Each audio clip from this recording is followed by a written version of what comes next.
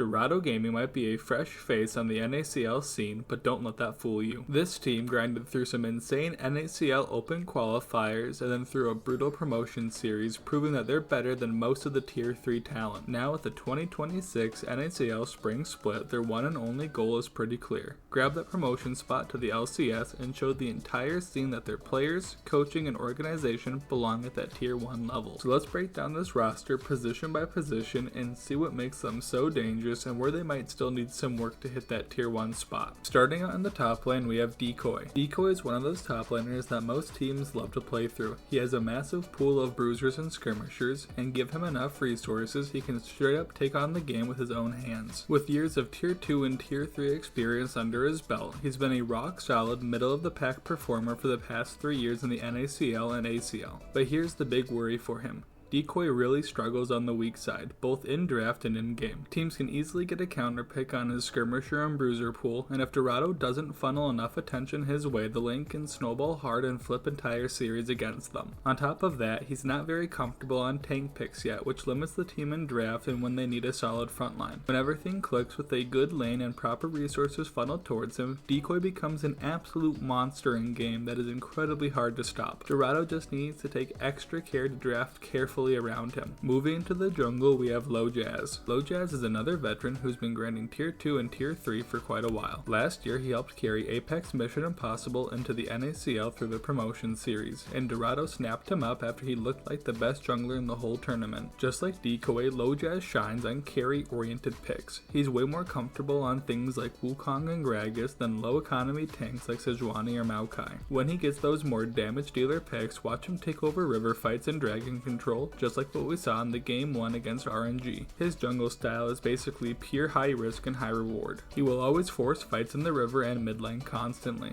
and when those coin flips go Dorado's way, Lojaz can solo carry and demolish just about any team in Tier 2 that goes up against him. And when the coin doesn't flip his way, well, you can end up getting snowballed or even close to perfect game like what happened against RNG Game 3. When Lojaz is performing well, he can take on any team in the league, and that's why Dorado picked him and why he's a good pick for any roster. Moving on to the mid lane, we have Aadam. Aadam is one of the newer names popping up in Tier 2, and Dorado picked him up after a really strong showing in the NACL Open qualifiers. What he brings is aggression that matches Lojaz's perfectly, plus one of the deepest champion pools in the Tier 2 scene. He can play ADCs, melee carries, and mages, which gives Dorado huge draft flexibility and can help cover up some of the weaknesses in the top lane draft. A majority of the mid laners we see in the NACL get stuck on the standard mage picks or the occasional Galio Scion tank mid lane pick. Aadam really breaks that mold completely. Honestly, he's still young and developing, so it's kind of a wait and see on his ceiling right now. But with that aggression and versatility he has, I wouldn't be surprised if he's on a stronger team next year.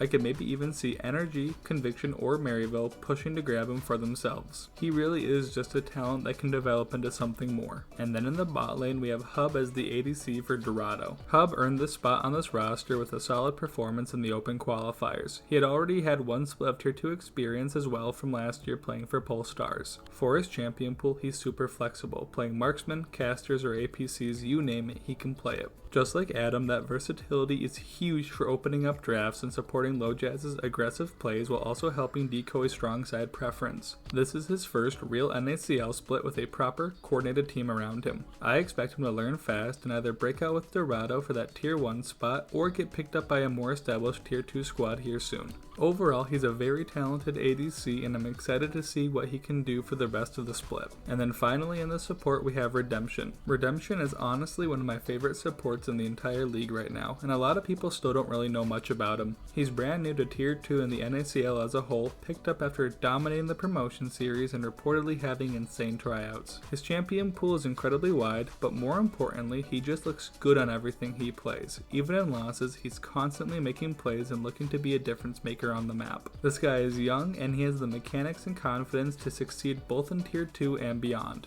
I actually talked more about him in my top 5 NACL players to make it to Tier 1 soon. Check out the video, it's pretty good. So you might be wondering, what's the verdict on Dorado Gaming for the 2026 split? This is a very high variance and aggressive roster. They want to empower Decoy and Lojaz on strong side carry picks using Aadam and Hub's flexibility in draft to make it work. And then Redemption will create chaos in the bot lane and around the map like he's good at. When their coin flips land, they can beat almost anyone in the NACL like we saw in Game 1 against NRG. Their ceiling is being a legit contender if they can stabilize their games, but the floor for the roster is pretty rough too. Weak side top issues and over-aggression from jungle and some inexperience in the newer players can lead to really painful losses for them, like Game 3 against NRG. If Dorado can fix Decoy's comfort on tank picks and improve his weak side play, I genuinely think they have a really good shot at that promotion spot. This is not a team of ex-LCS veterans, they're a hungry, talented, and young roster trying to prove that they belong here. What do you guys think? Comment down below if you think Dorado is going to be a dark horse for promotion or if they still need some more time. If you enjoyed the breakdown, make sure to like, comment, and subscribe, and then hit the bell for more NACL, LCS, and Tier 2 content. Next up, I'm going to be looking for a new team. Let me know in the comments who you want covered next. Thanks for watching. I'll see you in the next NACL rundown. Peace.